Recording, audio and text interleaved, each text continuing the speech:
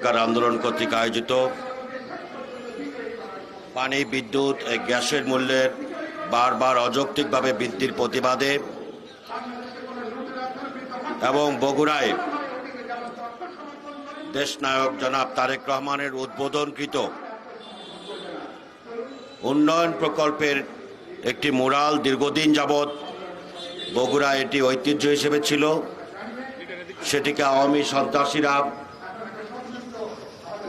পরিকল্পিতভাবে গভীর রাতে ভেঙে দেওয়ার প্রতিবাদে আজকের এই বিক্ষোভ সমাবেশের সংগ্রামী সভাপতি, নাগরিক অধিকার আন্দোলনের সভাপতি, কৃষক দলের যুগ্ম সম্পাদক জনাব এম জাহাঙ্গীর আলম, আজকের এই বিক্ষোভ সমাবেশের শ্রদ্ধাভাজন প্রধান অতিথি, বাংলাদেশের জাতীয় রাজনীতির বরেণ্য ব্যক্তিত্ব, বিএনপির জাতীয় নির্বাহী কমিটির সিনিয়র যুগ্ম মহাসচিব, এই দেশের আন্দোলন সংগ্রামের বলিষ্ঠ নেতৃত্ব, আমাদের রাজনৈতিক শিক্ষক